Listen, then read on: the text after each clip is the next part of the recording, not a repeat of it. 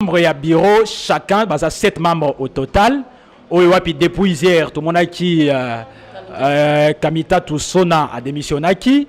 Tout le monde qui va moussouti à la veille, 1 heure avant, plénière Yalelo, Yemoko Alexis Tamouemamba a démissionné qui et a tindela qui bureau d'âge, lettre à démission pour que ils aient lu pendant la séance plénière. C'est la membre Moko, il y a bureau sortant, il y a Alexis Tamouemamba, premier vice-président, il y a Sami Badibanga. Bah, cotisa qui peut pétition contre eux.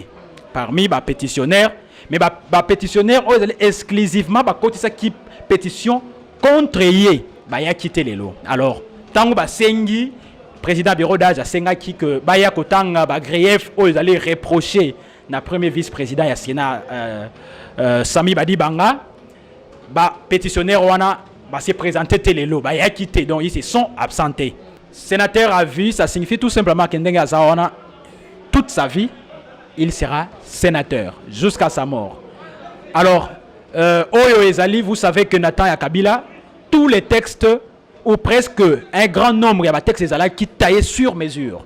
Il y a FCC. Ça signifie que même temps où Oyo règlement intérieur, Ezali qui votait dans l'Assemblée nationale, dans le Sénat, dans l'Assemblée nationale, en ce moment, l'FCC étant majoritaire, bah statuer qui en sur mesure oyo ce que cause nuisible vis-à-vis na bango ba ko tia en côté na ba sanction et maintenant et que le président de la République Félix Tshisekedi a commis la majorité dans l'Assemblée nationale na Sénat et puis a ko tia gouvernement oyo kozala proche ya idéologie na ye tozali na posa que a kozala le sous na ba excuse te ya ko avancer na peuple congolais.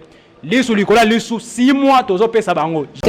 Correcteur News TV, awande correction, yaba news tout. Donc, awande, on assure quoi. Suivez Correcteur News TV.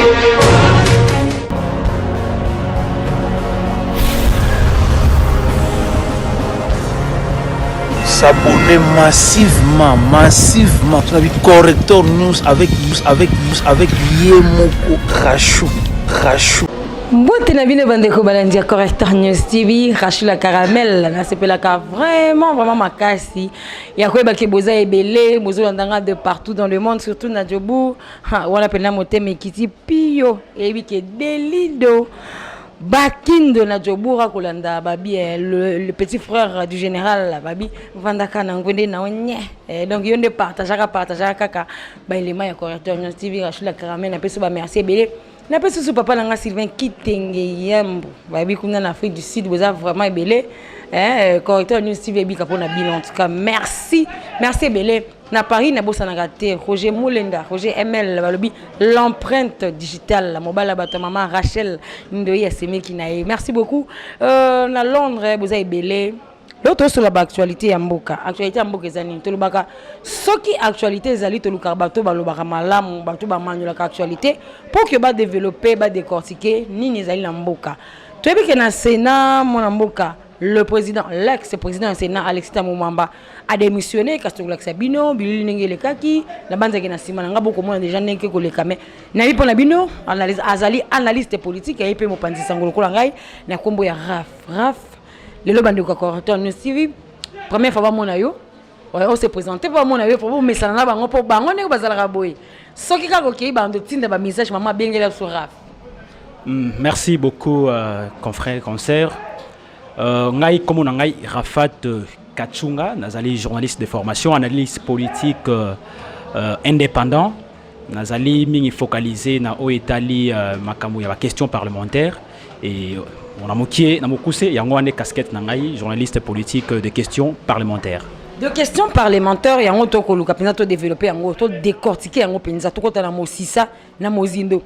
Maeleka ki na Assemblée nationale Louis lelo to comme na ba bureau asika bureau yo ba député na biso ba kelmibe ko ba waki mbela na ba député na ba bureau na ba membre ya bureau na pe balobi ba sala malamu ba sala lokwa we yoti ko lekate kasi sengili na bango penza ba yeba que soki basali be mabe tombeba to basali ma isimi mboka ba imboka te bakolongwa bakotia pe ba mosusu po batie bango ndesika wana po babongisa makambo esengeli parce que kongomani akotia bango miso po bango nde bazali bato basungaka gouvernement mboka et fonctionner malamu. Ceux qui bango basali malamu te ekozala pasi.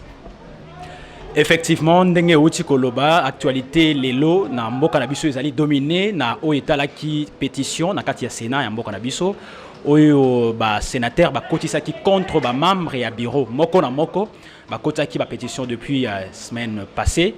Lelo ezala ki effectivité nango ezala ki na point du jour ezala ki examen ya pétition on a cas par cas. Alors à la veille to constater ensemble na bino nyonso ndenge ba membre ya bureau moko na moko a zui décision ya ko démissionner avant même ba procéder na examen ya pétition wana na kati ya Sénat kasi na kati ya Assemblée nationale ya mboto ko tana na Sénat na kati ya Assemblée nationale bato ba kotisika ba ko diriger bureau ya sika moi un mot pona bango.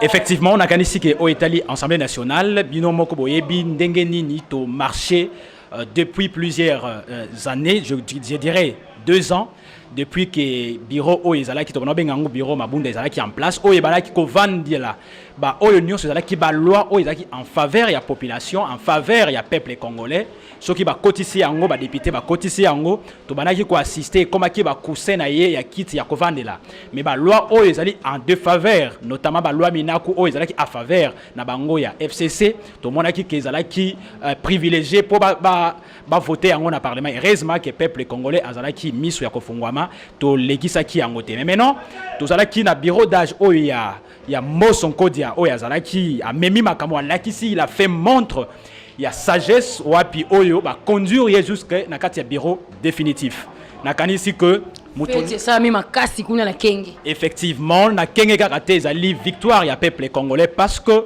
na monaki totala ki ndenge et que président Christophe Nkodia Mboso a conduira qui débat na kati ya Assemblée nationale to monaki équilibre de monaki sagesse na expérience na kati ya parce qu'il a plus de 40 ans il y a carrière na kati ya parlement wapi to monaki a l'accès expérience na ye a pesaki équilibre et maintenant azali conduit na bureau définitif tozali miso likola miso to pesier chance à conduire nenga sala ki na bureau d'âge à continuer na perspective wana wapi équilibre ezali ba loi o ezali en faveur ya population en faveur ya petit peuple ezala voter ezala prise en compte mais ce qui peut akoroluka kozwa ba méthodologie o ya kala en tout cas wana akuta na peuple congolais mais nous avons la chance ya kozwa professeur Mosso à la tête ya Assemblée nationale na kanisi qu'il va faire encore montre ya o ya lakisaki déjà na bureau d'âge ya Assemblée nationale. Voilà, Assemblée nationale chambre basse tomata siko la likolo na ngomba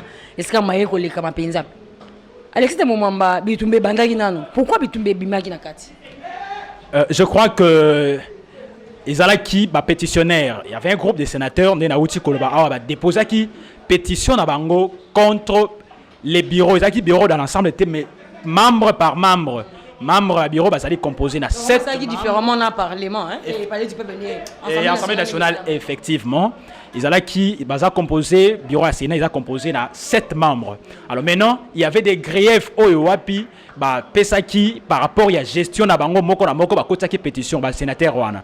Et en wana les mêmes jours, on a assisté à ba oyo bazalaki pour et contre plutôt motion wana, izalaki na mwa isoforé isalamaki na niveau ya Sénat mais au finish pétition wana o ezalaki conduit par les sénateurs Gengo o ya MLC et finalisaki kokota et puis bakizaki réception. Alors lelo ezalaki examen ya pétition wana à la veille to assister na ba démission en cascade. Donc les sénateurs ou les membres de bureau n'ont pas voulu être humiliés comme cela était le cas dans l'Assemblée nationale où to assister qui na ba démission en cascade. Ba membre de bureau nyonso ba démissionner sans bango nyonso na mbala moko to bato musu ba démissionner te. Alors le membre ya bureau chacun basa 7 membres au total.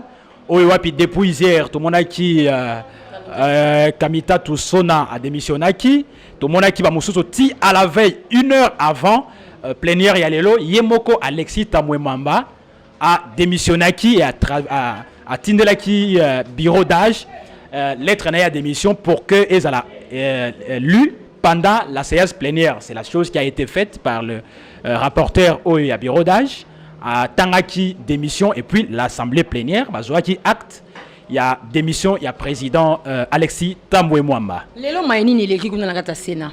Alors Nayango membre moko ya bureau bureau sortant ya Alexis Temomamba na premier vice-président de Sami Badibanga ba kotisa qui peut pétition contre ye parmi ba pétitionnaires mais ba pétitionnaires exclusivement ba kotisa qui pétition contre ye ba ya quitter les lots. Alors tango ba sengi président bureau d'âge a senga qui que ba ya kotanga ba grief o ils reprocher na premier vice-président ya Sénat Sami Badibanga ba pétitionnaire wana ba se présenter télélo ba ya quitté donc ils se sont absentés.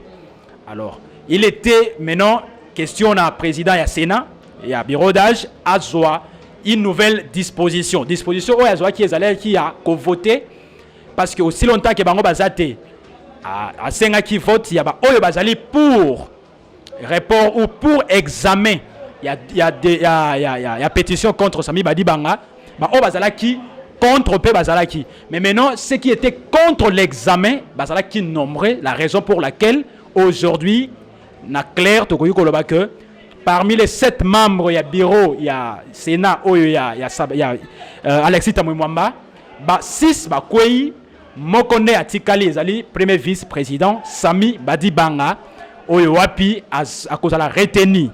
Ça signifie tout simplement que les élections ou l'élection, il y a bureau définitif, ou il y a incessamment, dans le Sénat, il y a exempté. C'est-à-dire que. Exempté parce que les lots, bateau, c'est qui pétition contre lui. Y était. Et ceux qui n'ont plénière, il y a et qui va soulever les sous-motions. Ce qui va soulever en haut et sans effet aussi longtemps que les lots déjà, assemblée plénière va rejeter à l'unanimité. Oezalaki poursuite Oezalaki pétition contre Sami Badibanga. Ça signifie autrement, ça signifie que le jour où bango bakoya na pétition wana l'examen nango ekozala li sous-sauté et puis vote ekozala mali sous-sauté parce que ils se sont absentés. À l'ordre du jour il y a les lots moko ya ba point ezalaki examen. Donc le jour où bango bakoya l'examen ekozala li sous-sauté na ordre du jour il y a mokolo ya plénière wana. Cela ne laisse pas dire quelque chose que bandeko nyoso ba démissionner. Tambo Mwamba Yemoko, tout a très à démissionner, tout le monde basonna, tous les 7 bureaux, 6 va démissionner avant que Baya Kotengue la Bango mention sur Bango. Yé Atikali. Et que le moment est le côté que Aeba qui Sami Badibanga qui a kotika la naye, to après ça qui moi Kanya, Kaibi qui ba sénateur wana bandi mateke yé alongo la place naye wana ya premier vice-président. Ndeko Rachel na uti koloba awa ngai nazo sala nazali analyste politique indépendant nazo analyser ba fait oyo ezali comment on a mis sur batuni ensemble. Mais je crois que ba oyo première analyse premier volet analyse ngai ezali d'abord koloba ke ba oyo nyonso ba démissionner, ils se sont reprochés de quelque chose. Parce que il fallait baleka na vote. Maintenant batala ou batanga nyonso ba grief nyonso baleka na vote. Mais bango ndenge bango balobi ke ba démissionner avant. Premier volet ezali que ba se reprocher de quelque chose par rapport ya ba grief au nyonso ba reprocher bango. Deuxième volet ezali l'honneur aussi parce que il faut quand même sortir par la grande porte au ezali par la grande porte, c'est la démission lorsque on se sent dans une insécurité ou désavoué par ses pairs.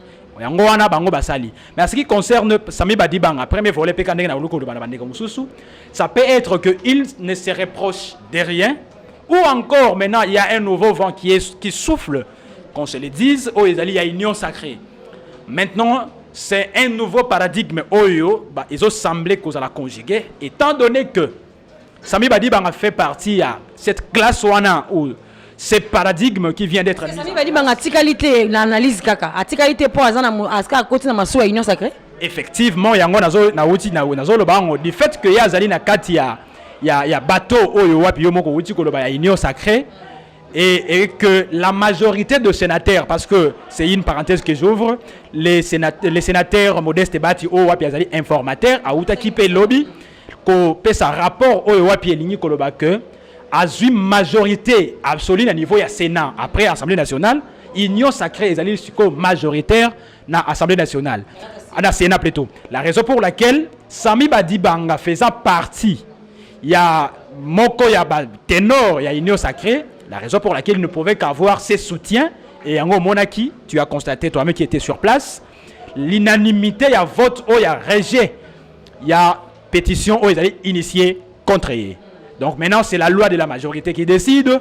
Maintenant, c'est l'appartenance politique aussi qui décide. Bon, je crois que Ezali, analyse n'a dévolé. La raison pour laquelle Azalaki n'a pleine assurance, les autres ne se sont pas présentés, mais lui, Azalaki est le seul, ou bon, pas le seul, Sona Azalaki wana, mais parmi Oyo Nyonso, Azalaki wana, il y a premier vice-président, Naba Moussou Sona Bazalaki, deuxième, oui, et puis le sénateur, le président Yemor Azalaki, il était parmi eux, ces présidents qui est sûr que on ne pouvait que rejeter grief qui contre eux.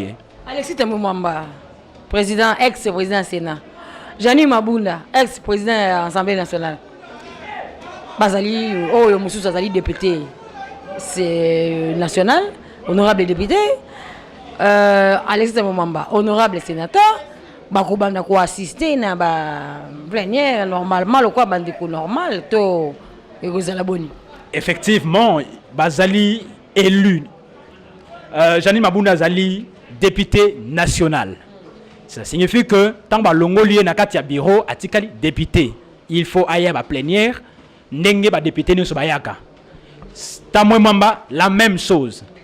Alors maintenant, c'est un abangonde à comment on a ceux qui balobi qui basana makamu musoko sala ba tia ba supplier na bango mais culture wana il faut ils ala inculquer na mutu na biso que ceux qui olongwe na place oyo e bonga okoki zonga na ban c'est ça ezali nouveau vent oyo ez souffler c'est comme ça doit être. C'est la démocratie lorsque bato a voté qui yo ba désavouer yo, il faut maintenant qu'on soit responsabilité comprendre que yo Okoki Ozali, il y a pas de poste Ozali en éternité. Il y a pas de poste. Bazongi pe na ban, ba mandolo ba pe ba oui na ba non. Qui sont pour, qui sont contre. Il faut pas comprendre que Ezali ba poste il y a vité cause à la présidente de la République, cause à la présidente de l'Assemblée nationale. Ce sont des fonctions étatiques ou des fonctions Ezali publiques. On peut les assumer pendant un moment et après il y a d'autres personnes qui viendront. Donc il faut pas la wana bandi makova na ban lokola batunyoso ba oyo bakozala habilité ya reconduire ba débat ba continuer ko sala yango. Ceux qui bazoya te bazana mbano mbano ezali règlement il y a Sénat ou il y a intérieur à Sénat ils ont stipulé il y a un certain nombre il y a ba moins oyo akoki ko sala tel banda il y a assemblée il faut assister na ba plénière au cas où il y a assisté maintenant il faut maintenant il y a à statuer est-ce qu'il y a quoi assister plutôt suppliant naie na place naie c'est faisable s'il ne se sent pas que il peut bakoya kaka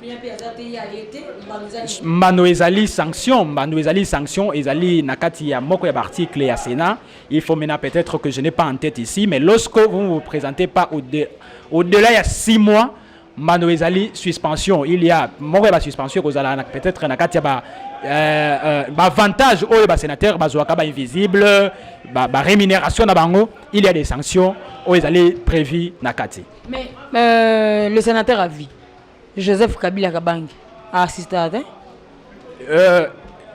peut-être ezali kamoko ezali exceptionnel au wuti ko bango c'est un sénateur à vie ou bien pendant tout ça sénateur à vie très bien nenge sala maraté ou bien message nanu te ou bien sénateur à vie, ça signifie tout simplement que toute sa vie, il sera sénateur jusqu'à sa mort. Alors, Oyo Ezali, vous savez que Nathan Yakabila, tous les textes, ou presque un grand nombre, il y a des textes Ezali qui taillaient sur mesure.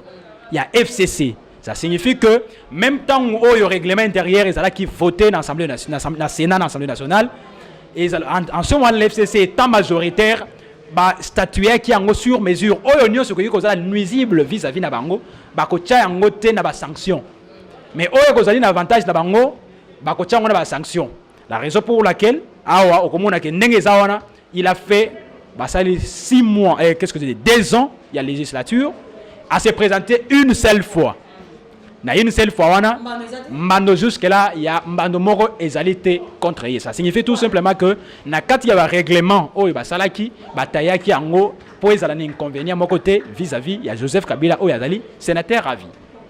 Alors analyse mususu to kosala par rapport ya papa na biso Bati Lukwebo abeti musani dada 30 jours te kokaita sisa déjà les lopé wa lobi asisa ki na Sénat moi analyse muke papa na biso to ka pe na ba mure ko circuler ke sengeli na ye bato mususu balingi a remplacer nde Alexis Tamumwamba bato mususu babité sengeli azande formateur ya gouvernement. Oui, effectivement, au Italie, les sénateurs Bahati Lukwebo, Nzela d'abord la première mission na Oezala et ça qui est Oezali à information. Yé à Salaki parce que les chemins étaient déjà balisés pour naïe. Et après les discours, il y a le président de la République, Oewapi a créé qui union sacrée. Il y avait déjà des adhésions d'une manière officieuse Oezala qui déjà na niveau à union sacrée. Donc Fungola qui nous est là pour baliser, ils ont fait tout pour naïe et il n'a pas fait, je ne dirais pas un grand travail, mais il avait la facilité déjà par les discours du président de la République. Au Wapi, adhésion est là qui facile. Il y a un mois qui atteindre au-delà il y a un mois où ils là qui est ça qui est. Il y a un moment une assemblée nationale déjà à Zouaki 200 de la nation, 391 si je m'abuse, c'est ça 391 plutôt, 391 députés bandima qui io il y a quoi adhérer na union sacrée. Donc ils allaient majorité absolue. Na Sénat de la même manière, azwa qui peut ba député, ba sénateur peut ebelé, ba koti kuna yango monaki que motion contre Sami Badibanga n'a pas passé parce que la majorité était de l'union sacrée. Quant à ce qui concerne formateur ou pas, il y a gouvernement. Je crois que on a d'abord premier volet que ça reste au président lui-même de décider. Mais à ce qui nous concerne, on a ici que maintenant, dans le pays Nabisoto Longola équivoque au Wapi Yakochar Yakola qui que seuls les politiques peuvent assumer un poste tel qu'il y a primature. Il n'est pas exclusivement que les politiques soient le seul à occuper. Que le président de la République puisse également jeter les coups d'œil dans le niveau de la société civile. Ata là-bas, oyo bazali na ba capacité. Ata là-bas na mboka oyo bazali na expertise. Il y a malamu parce que c'est un poste technique. Nous n'avons pas besoin seulement que les politiques puissent occuper ba poste wana. Mais mutuwa ko yiko à la hauteur un premier ministre clairvoyant. Comme une femme, le col Marie-Josée Ifoku, nous sommes publié déjà. Effectivement, nazoyo kaibele na ba réseaux sociaux, ba tebele bazo bois ka ba flair les colonnes, je crois que azo démérité, mais je me dis que nous sommes les la président de la République, mais biso to ko yiko pe ça yeba comme moté parce que yemoko ayebi, mais na kati ya société civile tozali na ba payé na profil. Effectivement, profil pour nangai et kozala té sacré sur les individus. Profil nazo pesa ezali lokola, un premier ministre d'abord compétent, capable et clairvoyant. Oyo azali na programme oyo akozala capable ya ko exécuter parce que aujourd'hui il y a un programme gouvernemental, il y a un programme oyo wapi il y a ba voter qui président de la République oyo azali mise en place, oyo ko kozala mise en place par le premier ministre. Ce qui akozala à la hauteur te ya ko exécuter yango to kozala na poste ba premier ministre ya ndenge wana te. La raison pour laquelle les lots débat oyo kozala il faut premier ministre oyo kozala capable parce que to oui tu assister na premier ministre oyo to mona ki azala ki transparent oyo batu ebele so ki atana kingasa na suko ki atana kise sur ma place mususu même na matonge tu poses des questions na bana miki ba yebi ata comme on a été parce qu'il était transparent, il n'avait pas des actes concrets donc il est passé inaperçu et nous n'avons pas besoin il y a le premier ministre nous n'avons plus de besoin aussi il y a le premier ministre oyo ko benna il y a l'autorité morale parce que nous avons assisté maintenant qu'il cherche un premier ministre qui va exécuter parce que Félix Tshisekedi n'a pas d'excuse aujourd'hui, au jour d'aujourd'hui, n'a peuple congolais. Il y a Koloba de sous-souté, je suis bloqué parce que maintenant, Azali na majorité dans l'Assemblée nationale, Azali na majorité dans le Sénat, Azouapé Premier ministre Oyo Akozala, na même philosophie que y est, afin que, excuse Azala les sous-souté, les lots biso politique autour ça la Azali, il y a Kobeta Maboko Bisika, Oyo Wapi Tokoyi Kobete là. Et puis, ce qui te montre que aux alliés qu'on me conduire par rapport à ma promesse aux OPSA, parce qu'on ne construit pas le pays à travers les promesses, donc aux alliés que soit président ou ministre ou chef d'institution, ou vendeur d'illusions, vendeur il y a fiche, il y a programme sans pour autant réaliser. Maintenant, il n'a pas d'excuse qu'il cherche aussi le Premier ministre qui va adhérer dans sa vision pour la matérialisation. Il y a programme, il y a campagne, il y a parce qu'aujourd'hui, les peuples congolais fatigués, les dollars a grimpé. Au-delà, il y a des limites sans pareil, c'est-à-dire au passé, on n'a pas atteint dollar et commune à 200. Jusqu'à aujourd'hui, personne n'en parle. Tous les les sous-soutiens à poste, il y a des débats politiciens, et ils ont favorisé tes bateaux.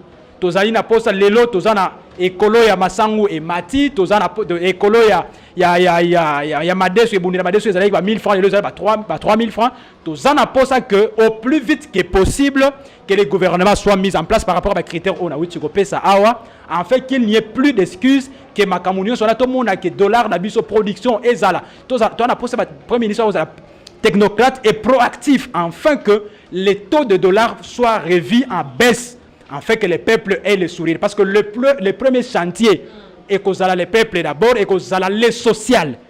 Aujourd'hui, les peuples congolais n'ont besoin que le premier chantier est privilégié et les social. Et que tout cela se passe dans un délai bien déterminé, dans un temps record. Maman moko tobenga, maman Angèle na Newcastle, maman Angèle, ma vimas, moi c'est abatuya. Mobali ya Ingambe Olivier Masamba alobi batu na yona no likambo ya mama ya biso bijugoya esuka wapi na Alexis Tamumamba et puis lelo baluki ko demisu ko baluki basali pétition contre Tamumamba et lelo ni na mutu ya penzo ba accusé. Je crois que la sénatrice Bijugoya Azali sénatrice Aya Kanae mais il y a des jours où elle avait porté plainte contre Alexis Tamumamba son temps, Azalaki président au Sénat. Et plainte la justice est pour la rater. Je crois que ça ne dépend que d'elle. Ce qui a reproché qui est Azalaki Nakati a plainte s'avère nécessaire. C'est en ce moment-là la justice va Nakati a Sénat. La plénière va adopter lever à immunité parlementaire Alexis Tamumamba. C'est en ce moment-là qu'on va les traiter comme tout est congolais. Pour examiner question wana mais moko ya accusation ndenge autour dans la deuxième volet question na yo contre Alexis Tamumamba qui effectivement il y avait un problème il y a reproché il y a détournement il y a dernier public au wapi il y avait un montant de 2 millions d'euros et un montant d'1 million de dollars américains au qui destiné na Sénat et na banque centrale. Ils ont qui destiné à sénateur pour le fonctionnement et consort. Effectivement, il y a un hémicycle d'abord reproché qui est parce qu'il y avait montant et bima qui exorbitant et puis il y avait pas appel d'offres sur le misala sur la réhabilitation et salama qui na Sénat wana marché wana paraît-il c'est pas paraît-il moi Alexis Tamumamba faisait partie il y a batu oyo et entreprise oyo et bongisa qui misala wana no so de basala qui en gré à gré. Alors, il n'y avait pas clarté, il y a d'autres sources où il révélait que c'était près de 11 millions de dollars américains où ils allaient qui destinés pour la misala où il y a réhabilitation à Sénat, ils allaient qui décaisser, mais tant que là où il salami na oyo montant ils allaient qui demander au niveau de la banque centrale, ils ont balanaté et puis également les cas qui parce que ce sont des institutions de l'État, il faut que le marché à bon et les cas par un appel d'offres, c'est une entreprise où il y a une expérience, sélectionner, on va la habilité, l'entreprise ni va confier Moussala. Mais on est de gré à gré, à Benimo en une entreprise, na yeba basali bache peinture, basali boye, abimisi 11 millions à caisse à l'État. Donc ce sont de griefs oyo, moko ba grief oyo peut ba reprocher. On a parlé de ça, il y a bengango détournement. Des deniers bibliques, ils allaient reprocher effectivement la gestion catastrophique na mutu ya Sénat. Mutu na mosusu kolanda biso Douglas na Norvège akolinga koyeba ma esalami na Assemblée nationale. Bureau de Jaki papa na biso mboso kodia. Élection définitive et atikali comme président ya bureau et Assemblée nationale. Siko na kati ya Sénat. Tomoni bureau de papa na biso ya UNC. Papa na biso na koloba boye to koloba pa ke papa za moi on dit muzo to PC ekoli on dit aza ko bela ce qui total pe malamu bon siko tango élection ko salama akotika la bene bonga wana to bakota moto mususu et ce qui be balobi batia moto bali ko sala tele kwa na sambe zaki mabunda alongwe kuna batia pe ata bijugo ya effectivement par rapport il y a président il y a bureau d'âge azana 85 ans d'âge et ce n'est que normal que yeo azali mokolo na bango nyonso assumé pendant ce temps où il y a un transitoire avant passation il y a bureau définitif. Bureau d'âge ko ba mikolo ba ngande bando tikala. Effectivement non kotikala ce n'est pas ça neti ya moso a déposé qui dossier à candidature na à bonne et due forme. Et la majorité Et il y avait d'autres, ils allaient qui unique parce qu'ils allaient qui porteur, il y a qui donc candidat désigné par l'Union sacrée. Et d'autres candidats bah, répondra qui était effectivement na ba décision ou qu'est-ce que je dis na ba critère, na critérium où ils allaient qui pour postuler na ba poste wana yangona ba mona qui ba candidature na bango ils allaient qui rejeté notamment il y a oyo ya Bandenonga Fabrice na ya Jean Kimbunda ils allaient qui rejeté parce que tout simplement ba parti politique na bango respectif ba dressa qui était lettre oyo wapi ezoti na bango ke bango ba postuler na ba poste wana yango ba candidature na bango ils allaient qui rejeté mais pour dire que na Sénat ils ont le même scénario je ne crois pas et parce que hier ils allaient qui président ya bureau d'âge na débit il y a législature et que maintenant à comipé na niveau oyo je crois pas que a postuler vu son âge je crois que a condimaté ko postuler mutu muso ko ya mais azali pe na liberté ya ko postuler étant donné que azali moko ya ba sénateur. Moi si Mobali je crois que moi je crois que Azali libre ce qui est moka c'est sentir que Azali n'a pas seulement la capacité mais Azali n'a volonté il y a que conduire Sénat et candidature n'a soit répondre nanane et que ça soumis na niveau ya ba sénateur et que bango moko parce que ce n'est pas poste ya nomination oyo ngana ko yiko pesa souhait. Et je crois que baza compétent peut conduire Bazali et Belé et ce qui a CPL a connu candidature c'est maintenant c'est l'assemblée plénière qui va décider et ce qui a causé l'élu et ça sera une bonne chose pour l'équilibre aussi que les institutions pour les critères genre les institutions Moussoupé et ça la diriger effectivement par Bassi et Kozalapé Malam. Ça la motion de censure par exemple l'Assemblée nationale tout le monde qui ezali bongo moyimboka mwana mboka moto ya moindo zanga ki moto ya ensemble na Sénat pe opposition moto ya Gerengo moto ya MLC pourquoi ça la kaka bato baza ko uta na mopanzi. Bon effectivement na kanisi que nazo ça la analyse nanga d'une manière indépendante ce sont les mêmes pratiques aux hommes même avant Jean-Marc Aboul azala qui destitué na fonction na eo ya premier vice-président batinda qui député opposition pour atianan comme ça va soutenir rien. Même système wana ya politique wana ba limite ko utiliser ba député ou ba proche ya IDPS ou baza ya IDPS ba utiliser ba oyo quand même baza ba parti politique mususu mais maintenant na Moïno Nzangi na honorable Gerengo font partie à Union sacrée oyo wapi et comme le la coalition gouvernementale moko et je crois que c'est comme ça ce sont des techniques oyo bango ba choisir et comme bango pe bazali moko ya ba sénateur na ba député je crois qu'ils sont libres bango moko bazali na ba motivation o wapi ba avancaki o et convaincre ba ndeko mususu o bazali ba collègue na bango ba comprendre que il était temps pour na bango ba voter d'échéance ya ba bureau respectif Assemblée nationale na Sénat. Merci beaucoup Tokomi Nasuka ozala moi et moi. Bon, moi et Souka, ils allaient quoi adresser na peuple congolais dans l'ensemble, biso nyonso lisu likola lisu. Nous ne voulons plus continuer na système oyoapi, tous allez quoi assister toujours dans le débat politique.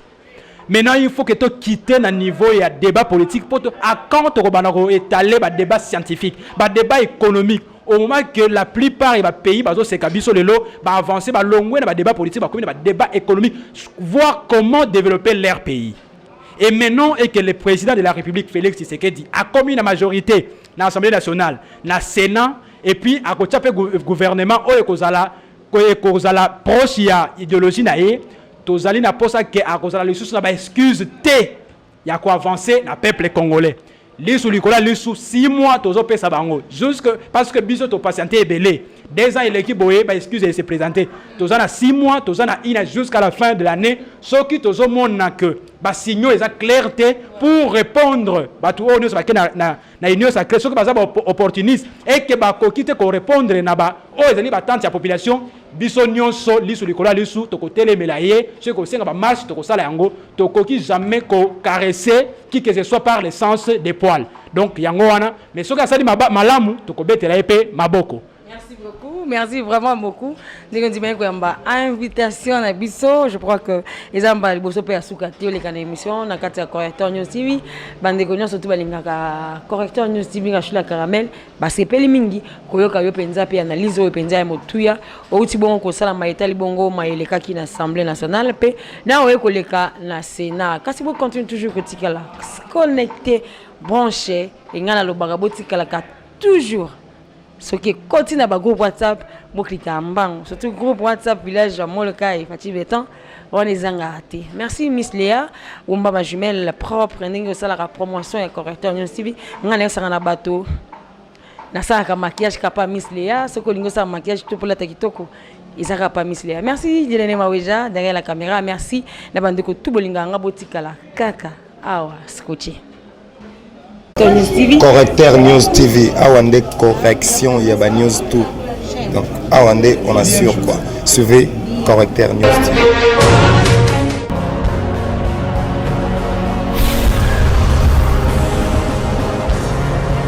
S'abonner massivement. Vous avez Correcteur News avec Yemoko Rachou.